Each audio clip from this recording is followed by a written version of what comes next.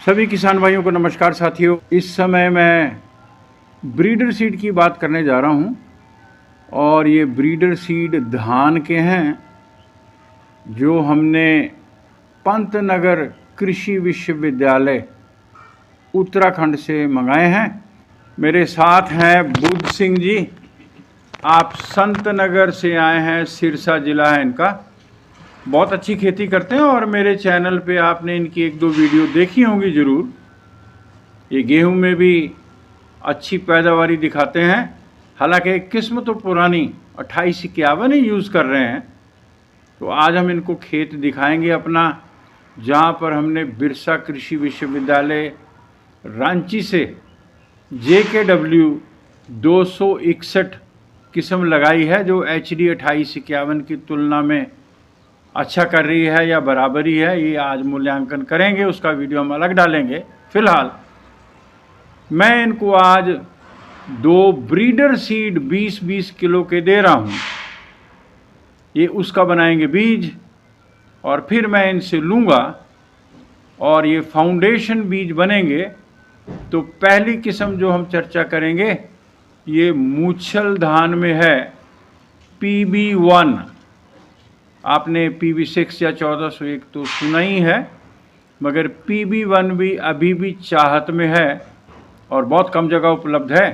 तो मुझको पंतनगर कृषि विश्वविद्यालय उत्तराखंड से इसका 20 किलो का ब्रीडर सीड मिल गया है। उसके लिए ये आज आए हैं सिरसा से। ये मेरे से बीज तो लेंगे ही, मगर विभिन्न लगी हुई गेहूं की किस्में भी देखेंगे। तो बुद्ध सिंह जी, आपका बहुत बहुत स्वागत है। नमस्कार। आप हमारे करनाल में आए हैं। तो पूसा बासमती 1 जो है जी, PB1, जी, इसके बारे में किसानों को ज़रा बताएं कि ये 1401 से कैसे भिन्न है, अलग कैसे। और आप क्योंकि धान की सीधी बुआई करते हैं DSR, जी, तो उसके बारे में भी चर्चा करें। सभी किसान साथियों को नमस्कार। साथियों, डॉक्टर जी का धन्यवाद जिन्होंने मेरे को ये ब्रीडर सीड दिया, क्योंकि ये हमेशा किसानों के उपज बढ़े इसके बारे में हर टाइम कार्यशील हैं। और आज हम ब्रीडर सीड देने के लिए आए हैं PB1 का। तो PB1 साथियों, ये 1401 जिसको PB6 कहते हैं, उससे पहले आई थी।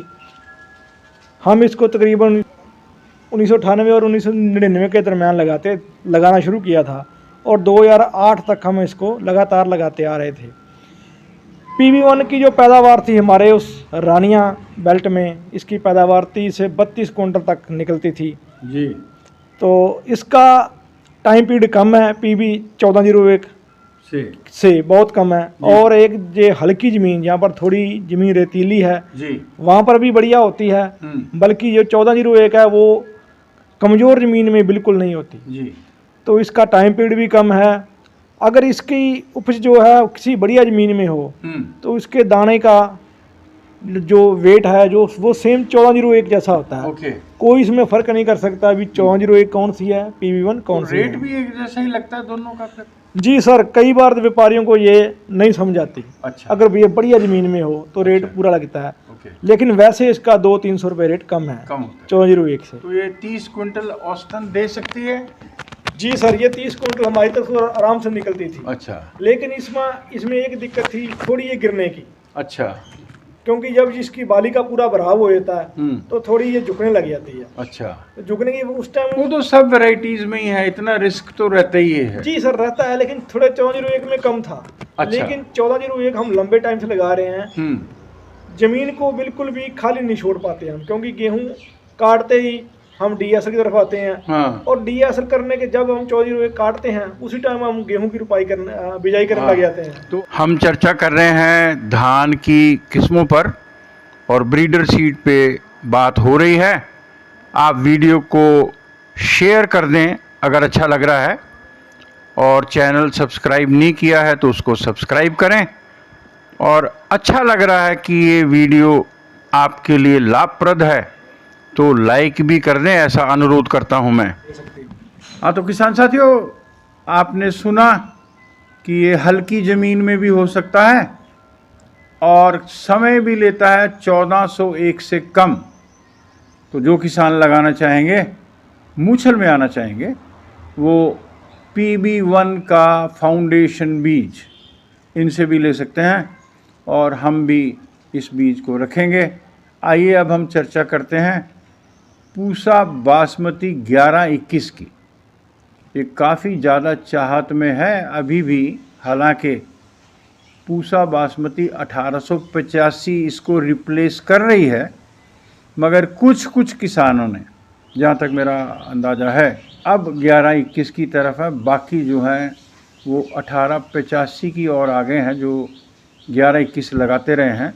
फ़िलहाल क्योंकि इसकी डिमांड है तो मैंने ब्रीडर सीड कृषि विश्वविद्यालय पंतनगर से मंगाया है। आप देख सकते हैं इस पर लिखा है प्रजनक बीज, ब्रीडर सीड, पैडी, धान पूसा 11-21। और ये दूसरा है थैला, इसमें भी 20 किलो बीज है।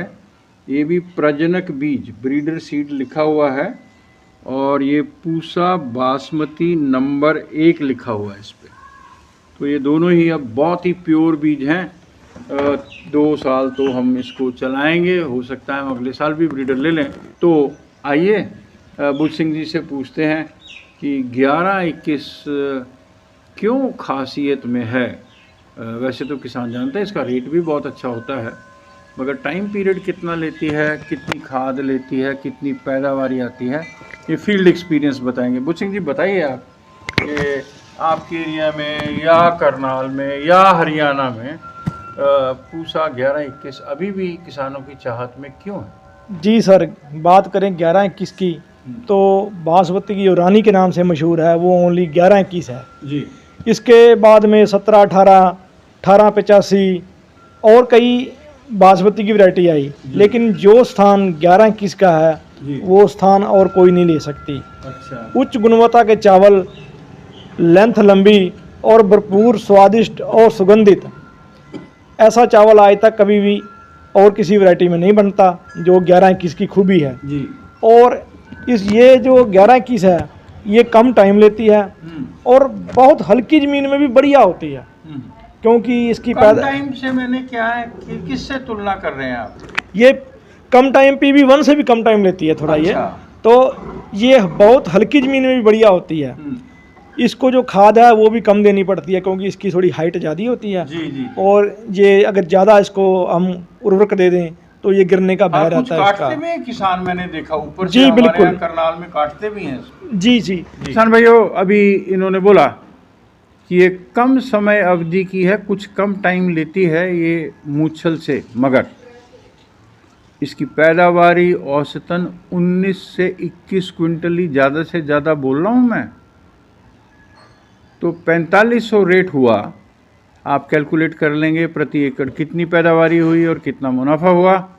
और जब करें बात 1401 की और PB1 की, तो उनकी पैदावारी औसतन 30 क्विंटल प्रति एकड़ तो आने की संभावना रहती है। हल्की ज़्यादा भी हो सकती है, जैसा ये बताते हैं।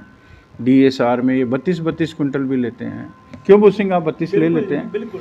तो उसको अगर हम गुना भाग करें कि 4000 भी उसका रेट हो, तो उससे ऊपर ही पैदावारी मूंछल की मानी जाती है, मगर मूंछल थोड़ा केयर, ध्यान ज़्यादा मांगती है।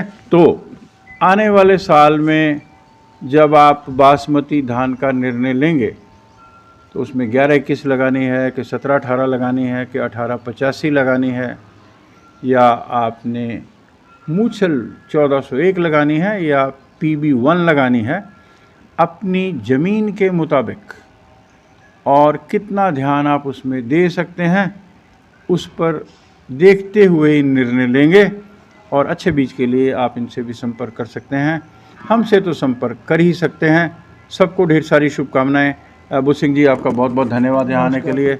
सबको पुनः शुभकामनाएं। नमस्कार।